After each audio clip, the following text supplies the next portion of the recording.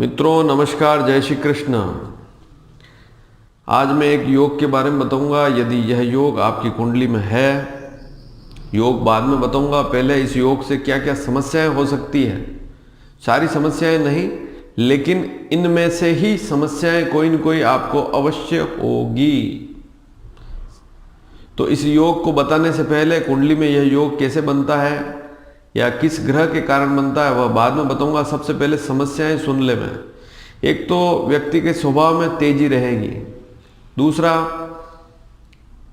उसको गुप्त रोग होंगे, चाहे महिलाएं हो पुरुष हो, यूरिनरी समस्याएं, गुप्त रोग, संतान होते समय समस्याएं बनेगी।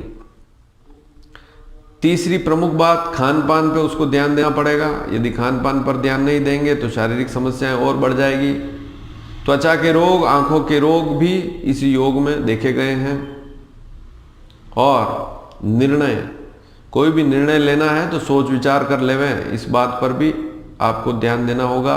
बहुत सी बार इस योग के कारण व्यक्ति निर्णय नहीं ले पाता और जल्दबाजी के निर्णय उसको नुकसान भी देते हैं। इस योग के कारण व्यक्ति अपना घर बार छोड़कर बाहरी स्थानों पर जाकर भी काम करता है, शिक्षा ग्रहण करता है, उसके बाद भी संघर्ष वाली स्थिति रहती है। और यदि नौकरी करता है तब भी व्यापार करने की इच्छा होती है और नौकरी का सारा पैसा व्यक्ति व्यापार में लगा देता है और फिर उससे घाटा भी होता है, बहुत सी बार कर्जा भी हो जाता है और फिर कर्जा उतारने के लिए नौकरी से कमाया हुआ धन कर्जे में लगाता है। तो ऐसी स्थितियां भी हमने देखी है। व्यक्ति के पास अच्छी नौकरी होती है, उसके बाद भी कुछ ऐसी स्थितियां बन जाती है कि व्यक्ति को नौकरी छोड़नी पड़ती है और खुद का फिर व्यापार करता है। तो इस बात को भी बहुत अच्छी तरह से आपको समझ लेना चाहिए कि इस योग से यह समस्या बन सकती है। आपके जो घनिष्ठ मित्र हैं, आपके जो रिश्तेदार हैं, वह भी आपसे मुंह पर अच्छा रहेंगे, लेकिन आंतरिक तौर पर कटुतापूर्ण व्यवहार करेंगे या आपके खिलाफ आंतरिक तौर पर षड्यंत्र करने की कोशिश करेंगे। और फिर बाद में आपको पता चलता है कि इस व्यक्ति ने आपके साथ बुरा किया।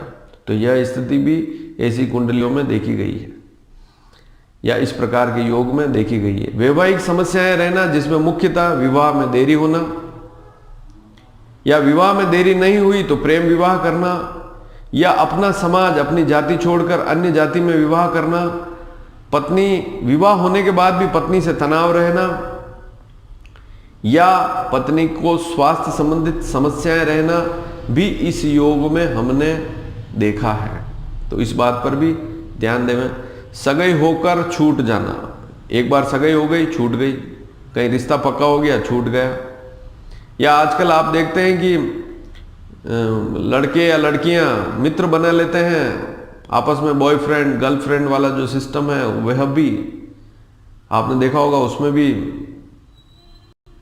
छूट जाता है, रिश्ता टूट जाता है, ब्रेकअप हो जाता है। तो वैसी स्थितियां भी हमने इस योग के कारण देखी है। तो यहां पर इस विषय पर भी ध्यान देना होगा। अगर आप व्यापार करते हैं तो आपके साथ कोई पार्टनरशिप में है तो पार्टनरशिप करनी ऐसी स्थितियों में अच्छी नहीं है, क्योंकि पार्टनर भी धोखा दे देता है। और यदि साथ में कोई एक ऐसा व्यक्ति है जो नौकर बनकर काम कर रहा है, वह भी बहुत सी बार आपको उतना लाभ नहीं दे पाता है। तो यहाँ पर विशेष ध्यान देना होता है। तो व्यापारिक संघर्ष वाली स्थितियां हो जाती हैं। व्यक्ति अपनी नौकरी छोड़कर यदि व्यापार कर रहा है तो नुकसान, वैवाहिक समस्याएं, त्वचा के रोग, आंखों के रोग, गुप्त रोग आदि पर भी ध्यान देना होता है। आखिर ऐसा क्या योग है? आप यहां पर एक कुंडली देखें, यहां पर एक कुंडली दिखाई देगी। इस कुंडली में सप्तम भाव लिखा हुआ है। सप्तम भाव में यदि सूर्य अकेला बैठा हो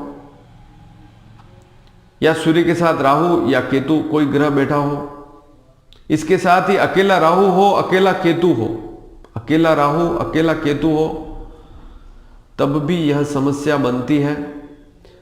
क्योंकि राहु यदि सप्तम में होगा तो केतु लग्न में होगा, यदि केतु सप्तम में होगा तो राहु लग्न में होगा। राहु केतु तो साथ में हो ही नहीं सकते, लेकिन सूर्य राहु सूर्य केतु सप्तम में हो सकते हैं। या सूर्य अकेला भी होगा तब भी जो मैंने समस्याएं बताई, ऐसी समस्याएं आपके साथ बन सकती है। तो ऐसी स्थिति में व्यक्ति को चाहिए कि यदि नौकरी अच्छी चल रही है तो व्यर्थ व्यापार में पैसा ना लगावें। यदि वैवाहिक स्थिति नहीं सही नहीं चल रही है तो वहां पर पत्नी से प्रेम बनाए रखें, अन्यथा फिर समस्याएं रहती है। बहुत सी बार तलाक भी देखें कि विवाह होने के बाद भी तलाक हो जाते हैं। व्यक्ति अपना जन्म स्थान छोड़कर, अपना अच्छा काम चल रहा है उसको छोड़कर विदेश में जाकर काम करता है, वहां पर भी लाभ नहीं मिलता। ऐसी स्थितियां भी हमने इस योग में देखी है। तो सप्तम भाव में सूर्य राहु केतु बैठे हों, चाहे सूर्य राहु हो, सूर्य केतु बैठे हों, चाहे अकेला राहु हो, अकेला सूर्य हो, अकेला केतु हो, ऐसी स्थिति बनती है। इसके साथ ही अब महत्वपूर्ण बात, क्योंकि वीडियो बहुत सी बार लोग पूरा नहीं सुनते हैं, वे फिर बाद में कहते हैं कि साहब वीडियो में तो अनाप शनाप आपने कह दिया, अनाप शनाप योग बता दिए, ऐसा तो हमारे साथ हो ही नहीं रहा। तो ऐसी स्थितियां कब होती है वह भी बता देता हूं। या तो सूर्य की दशा है, या राहु की दशा है, या केतु की दशा है, तो ऐसी स्थितियां बनेगी। सप्तम भाव में सूर्य बैठा है और सूर्य की दशा है तो ऐसी स्थिति बन सकती है। सप्तम भाव में राहु बैठा है, राहु की दशा चल रही है तो ऐसी स्थिति बन सकती है। सप्तम भाव में केतु बैठा है, केतु की दशा चल रही है, तब ऐसी स्थिति बन सकती है, अन्यथा ऐसी स्थिति नहीं बनेगी। यह भी ध्यान देना, वह सारी समस्याएं कम हो जाएगी, इतनी अधिक मात्रा में नहीं होगी, केवल अंतरदशाओं में समस्याएं पैदा होगी। तो महादशा होनी भी अति आवश्यक है। अब इसका उपाय क्या करें? बहुत सी बार पंडितों के पास हम जाते भी हैं, पंडित उपाय भी बताते हैं। जैसे सूर्य पड़ा है तो सूर्य की जाप करें, राहु पड़ा है तो राहु के जाप करें, केतु सप्तम में पड़ा है तो केतु के जाप करें। लेकिन इन सब को करने के बाद भी हमें लाभ नहीं मिलता। इसलिए मेरा सुझाव यही है कि आप इन जो भविष्य वाली जो बातें मैंने बताई कि व्यक्ति नौकरी छोड़कर व्यापार में जा रहा है, तो ऐसे उल्टे सीधे काम से आपको बचना चाहिए। और इसके साथ ही महामृत्युंजय मंत्र बहुत ही श्रेष्ठ मंत्र है, वैदिक मंत्र है। इसका अगर नियमित पाठ करेंगे तो आपको राहु केतु सूर्य आदि से छुटकारा मिलेगा।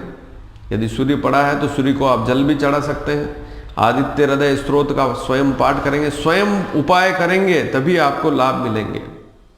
किसी अन्य व्यक्ति से अगर आप जाप कराएंगे तब भी लाभ मिलेंगे, लेकिन स्वयं करेंगे तो बहुत अच्छे लाभ मिलेंगे। महामृत्युंजय मंत्र का जाप ऐसी स्थिति में आपको अवश्य करना चाहिए, जिससे कि मानसिक स्थिति अच्छी रहती है और आप कहीं उल्टे सीधे काम तो नहीं कर रहे हैं। यह सारी स्थितियां कंट्रोल रहती है। तो इस बात पर विशेष ध्यान देवें। यदि हमारा यह वीडियो आपको पसंद आया हो तो अधिक से अधिक शेयर करें। हमारे चैनल को सब्सक्राइब करेंगे तो हमारे आने वाले वीडियो भी आपको समय पर मिलते रहेंगे। धन्यवाद। जय श्री कृष्ण।